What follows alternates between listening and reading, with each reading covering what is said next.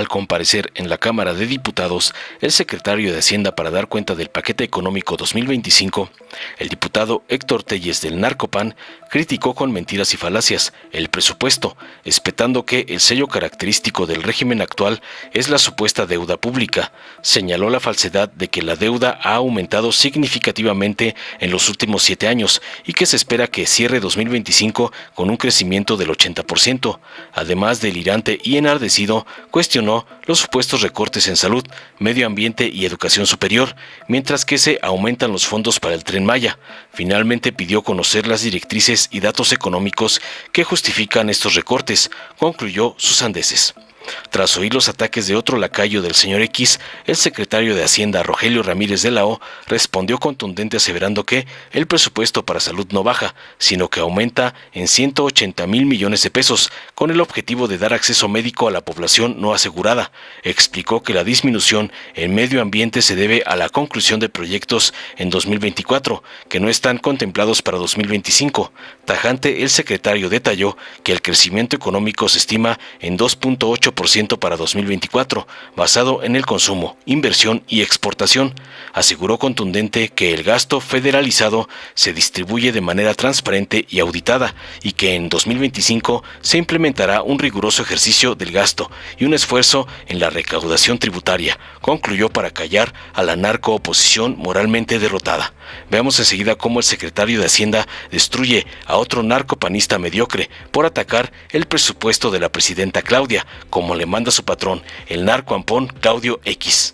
Gracias, presidenta. Adelante. Muy buenas tardes, señor secretario. La bienvenida a usted y a todo su equipo de trabajo. Señor secretario, este es prácticamente el tercer paquete económico que presenta usted ante esta soberanía. Y realmente, en todas las expectativas que nos ha hecho llegar año con año, ha fallado la precisión con que usted ha presentado este paquete económico. Diputado Telles Hernández. Sí. Con estas pancartas no logro ver el pleno por un lado y me están señalando que el diputado Leonel Godoy está solicitando la palabra. ¿Pueden bajar, diputado? ¿Podría bajar? No logro ver al diputado. ¿Podrían bajar esta? Ya. Diputado Leonel Godoy, ¿con qué objeto solicita la palabra? Gracias, presidenta. Era precisamente una moción de orden. Volvieron a taparme la visión del diputado. ¿Podría bajar su cartel? Creo que es una Diputado, falta de respeto. no se y logra todos ver. tenemos derecho a manifestarnos, pero creo que es una falta de respeto que se comete con la presidenta de la mesa directiva porque no se miraba. Agradecemos al diputado que ya nos hizo el favor de bajar su pancarta. Muchas gracias. Era eso, presidenta, una moción de orden para ese sentido. Gracias. Y gracias al diputado por bajar su cartel. Continúe el diputado Telles Hernández. Gracias, presidenta. En ese sentido, lo que nosotros vemos en este presupuesto es nuevamente una expectativa fantasiosa. Dicen que creceremos el próximo año entre el 2 y el 3% del PIB. Nada más falso. Solamente hay que ver las expectativas de organismos internacionales financieros y de calificadoras evaluadoras crediticias que han colocado el crecimiento de México en por lo menos 1.3%. ¿Cómo creer que se dará este crecimiento económico si durante todo el sexenio de López Obrador tuvo un mediocre crecimiento económico en nuestro país de apenas el 0.9%? Muy lejos, por cierto, del 2.5% de Enrique Peña Nieto y lejos del 2.1% de Felipe Calderón. Usted sabe perfectamente, señor secretario, que de no cumplir las expectativas de crecimiento se apretarán las finanzas públicas. Y esto irremediablemente nos va a tener que traer como consecuencia la contratación de más deuda pública. Y en este paquete económico se vuelve a trazar la ruta de 6 años de este gobierno, de este régimen, que lo único que han imprimido como sello es la deuda pública. Y hagamos un recuento. En toda la historia de México, para que lo entienda el auditorio, en toda la historia de México, la deuda pública ascendió a 10.5 billones hasta el año 2018. Y tan solo en 7 años de este mal gobierno se acumularán prácticamente 6.7 billones. Con esto quiero decirles que cerrará el 2025 con 8.3 billones de deuda adquirida únicamente por este gobierno. Es un crecimiento prácticamente del 80% en deuda. El sello característico de estos gobiernos es endeudar a los mexicanos.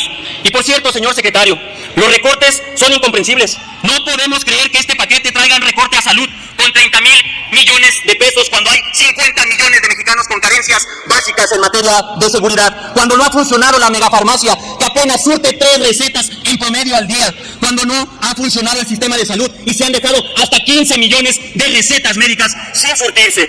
Pero también, ¿cómo explica que hay 36,000 millones de pesos menos en seguridad, con la peor ola de violencia en nuestro país, con más de 200,000 muertos durante este régimen oficialista? Y la presidenta le falló a México y le falla también al Congreso. Va al G20 a hablar de medio ambiente cuando aquí en México se le recortan recursos al medio ambiente por 26,000 millones de pesos. Es una gran incongruencia hablar de esto. Pero por si fuera poco, ¿qué pasa con la educación superior en nuestro país? No es posible que hoy se pretenda hacer un recorte de 5,300 millones de pesos a la UNAM, 3,000 millones de pesos menos al Politécnico, 350 millones menos a la UAM, 900 millones menos a la Pedagógica Nacional, todas escuelas públicas de nuestro país. No nos podemos explicar dónde está el error cuando deliberadamente se le recortan recursos a 11 instituciones de educación superior. Pero casualmente el error trae un incremento de 1,400 millones de pesos a las universidades creadas por este régimen, en donde solamente hay adoctrinamiento político, como son las universidades Benito Juárez. Por eso, presidente, también nos sorprende que en el sistema ferroviario que anunció la presidenta venga incluido el tren del despilfarro, el Tren Maya, el hoyo fiscal que no tiene llenadera, 40,000 millones de pesos más al Tren Maya cuando se supone que ya estaba terminado. Esto hará que este tren del despilfarro termine con 560,000 millones de pesos en su construcción, un sobrecosto considerable de 3.5 veces el costo original. Termino con mi pregunta, señor secretario. ¿Cuáles fueron los mecanismos? ¿Cuáles fueron las directrices? ¿Cuáles fueron los datos macroeconómicos y microeconómicos que se tomaron en cuenta para quitarle recursos a salud, a seguridad, a la UNAM, al Poli, para darle al Tren Maya y dejar en el desamparo a miles y millones de mexicanos? Es cuanto, presidenta. Muchas gracias. Gracias.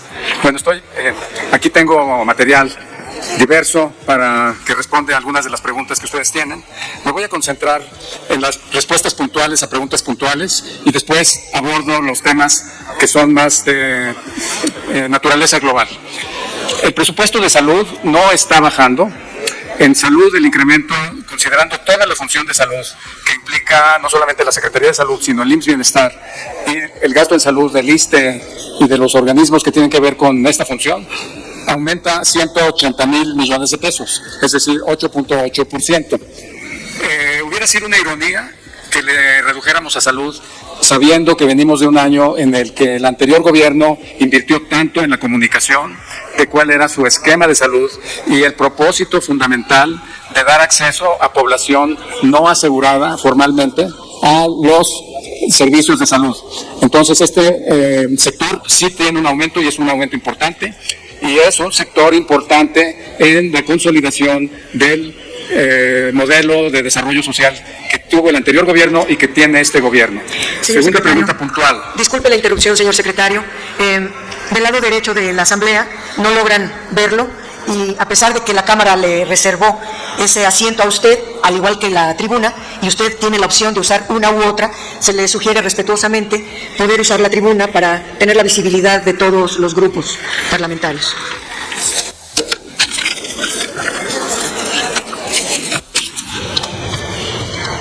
Muchas gracias. Gracias. Segunda pregunta puntual es el gasto de medio ambiente. El gasto de medio ambiente en el año anterior, recuerden y ustedes mismos han hecho referencia a que el gasto del año anterior es un gasto muy alto, porque contiene la conclusión de proyectos grandes. Esos proyectos grandes se concluyen y no necesariamente tiene que replicarse el mismo proyecto el siguiente año en la misma cantidad. Por eso es que hay un reflejo de que en un año de gasto alto sigue un año en donde ya no hay estos proyectos, va a haber otros proyectos, pero esos no necesariamente están ahí y por eso es que se notan estas bajas. Caso medio ambiente. El medio ambiente en el último año se concluyeron la presa El Cuchillo, en Nuevo León, la presa Picacho, el distrito de riego de Santa María y el proyecto Agua para la Laguna. Consecuentemente, esos niveles de gasto no tienen una réplica de espejo en el año 2025 y es exactamente la razón por la que el medio ambiente no tiene esa asignación tan grande como la que tuvo en 2024. Siguiente pregunta puntual. ¿Cuánto fue la fuga o la pérdida para el Estado, concretamente para la Comisión Federal de Electricidad, por el esquema de autoabasto que fue considerado ilegal? La pérdida fue 490,000 millones de pesos. Eso es lo que tenemos contabilizado como el detrimento en el ingreso del Estado vía Comisión Federal de Electricidad. Tercera pregunta puntual. que nosotros estamos sobreestimando el crecimiento o si lo estamos sobreestimando, les puedo mencionar, y quienes han hecho referencia a los consensos de los analistas, tienen que tomar en cuenta que el consenso de analistas del mes de enero de 2025 va a ir cambiando cada mes, casi cada 2 o 3 meses. El mismo Banco de México publica cómo cambian los consensos. El consenso es una lectura de ese momento. Nosotros en Hacienda no podemos hacer este tipo de estimación de momento a momento. Imagínense tener que enviar al Congreso las revisiones de estimaciones de ingresos. Nosotros tenemos que ubicarnos en un marco mucho más riguroso para programar el crecimiento, porque ese crecimiento sirve para planeación de toda la actividad fiscal. Entonces, en el año 2021, al inicio de año, el consenso de analistas estimaba crecimiento de 3.0% del Producto Interno Bruto. Resultado, 6.0%. Año 2022, el consenso de analistas estimaba 2.9%. Resultado, 3.7%. Año 2023, en donde se esperaba una desaceleración, el consenso de analistas esperaba 1.4%. Resultado, 3.2%. El crecimiento que estamos esperando para 2024 está afincado en la lectura con disciplina del consumo, inversión, exportación y nuestro principal socio comercial, Estados Unidos. ¿Cuál es la estimación que tenemos hoy para Estados Unidos? 2.8%. Hace 6 meses los analistas estaban esperando una desaceleración muy fuerte en Estados Unidos. Hoy lo que tenemos es una estimación muy distinta. Nosotros estamos tomando en cuenta indicadores como el gasto en tarjetas de crédito, el consumo de combustibles, electricidad y todos los indicadores de recaudación fiscal. Y ahí es en donde fincamos una expectativa de crecimiento. Nosotros tenemos que ser también formadores de expectativas al interior de toda la administración pública, tanto la que está sujeta al control de presupuesto como la que está fuera de presupuesto, porque ellos se basan en nuestras estimaciones de crecimiento para planear sus actividades. Entonces, tenemos que ser responsables en ese sentido y no estar haciendo cambios en la estimación de crecimiento y no estar exagerando por el lado de que ya entramos en una desaceleración. Lo que tuvimos en varios meses anteriores al verano de 2024 fue un bache económico porque hubo una sequía y hubo una interrupción de flujo de transporte marítimo en el canal de Suez y problemas en el canal de Panamá, y nosotros somos un usuario intensivo de productos que derivan del comercio mundial de partes y componentes, y ahí nos afectó nuestra cadena de valor y nuestra generación, pero esto ya se está superando. No quiere decir que estemos blindados al 100% de que no haya una gran guerra o de que no haya algo que ahorita, por ejemplo, en Ucrania. Lo que les podemos decir es que la planeación que hacemos tienen que estar fincadas sobre lo razonable, no los escenarios extremos. Y lo razonable, nosotros esperamos que la economía global mantenga un crecimiento moderado, y por eso es que se explica nuestra diferencia con respecto a la cifra estimada de crecimiento. Voy a referirme, perdón que esté haciendo esto aquí, a otra pregunta puntual, que es lo que ha pasado con el gasto federalizado. Les puedo compartir aquí que en esta administración los recursos vía participaciones y aportaciones federales han tenido ya la categoría de certeza jurídica de ley. Hay fórmulas matemáticas para la distribución de estos recursos. No hay discrecionalidad en la transferencia de participaciones o aportaciones, y tienen calendarios de pago definidos y públicos. Las fórmulas, variables y montos de distribución son auditables, transparentes y sujetos a la ley. Anteriormente a estos esquemas que hoy tenemos actualizados en esta forma, en la administración 2012-2018 había recursos entregados a entidades federativas, casi 1% del Producto Interno Bruto, que no tenían reglas de distribución. Hoy no encontramos eso. Las participaciones federales e incentivos económicos como proporción del PIB son las más altas de la historia. Hoy, al cierre del año 2023, representaron 3.8%. De 2021 a 2023, además, en nuestro ámbito de gobierno federal apoyamos, auxiliamos técnicamente e incentivamos a las entidades federativas a desarrollar la recaudación local. La suma acumulada de los crecimientos anuales han sido de recaudación local 46.6% de incremento y 25.8% de incremento real. La recaudación subnacional, que son impuestos y derechos estatales, predial, agua, alcanzó 1.4% del Producto Interno Bruto, rompiendo el nivel que estaba estático en 1.1% del Producto Interno Bruto. Tenemos una agenda de trabajo con las entidades federativas, hay una gran cercanía de trabajo entre la Secretaría de Hacienda y las direcciones de finanzas de todos los estados. Hay una reunión programada con todo tiempo y en esa reunión se están enfocando estos temas que son del interés de la administración estatal y federal, por cierto. Les comento también, a propósito de los recursos que se han financiado con deuda, la Cámara de Diputados, a través de la Auditoría Superior de la Federación, fiscaliza, una vez que se concluye el ejercicio, todos los recursos derivados de deuda pública. Se aplican todas las normas que se refieren a la Ley Federal de Deuda Pública. Nunca se aplican a priori. La Ley Federal de Deuda Pública ya es vigente desde 1976. No se ha cuestionado la constitucionalidad de los recursos obtenidos y a dónde deben destinarse.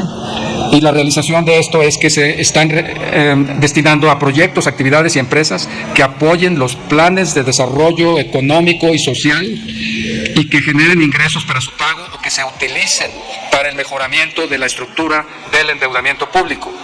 Proyectos de inversión o actividades productivas que estén acordes con las políticas de desarrollo económico y social aprobadas por el Ejecutivo Federal y que generen los recursos para el pago del crédito.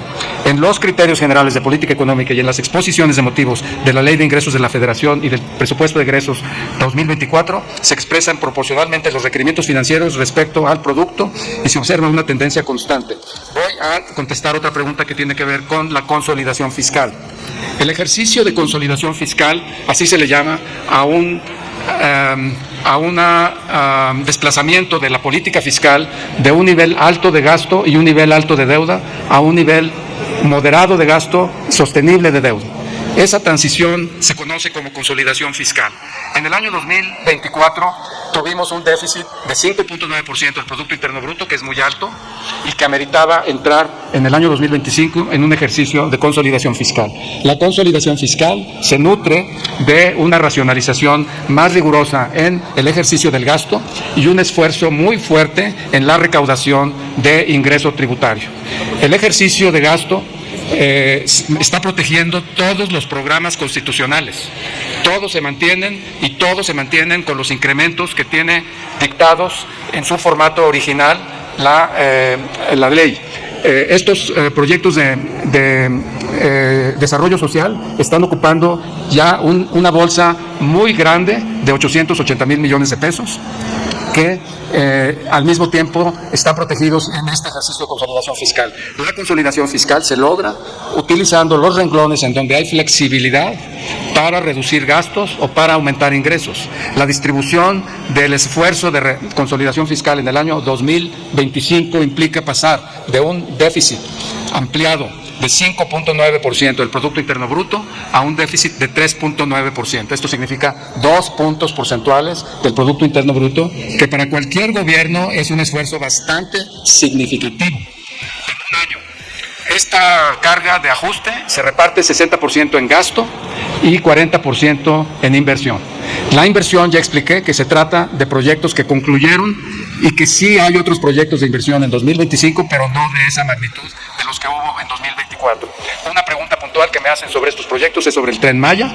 El Tren Maya tiene una asignación de 40,000 millones de pesos en el año 2025 y esta obedece a que el Tren Maya entra en una etapa de desarrollo de movimiento de carga, no solamente de pasajeros. Y eso es lo que va a completar el Tren Maya como un tren que transporta pasajeros y carga.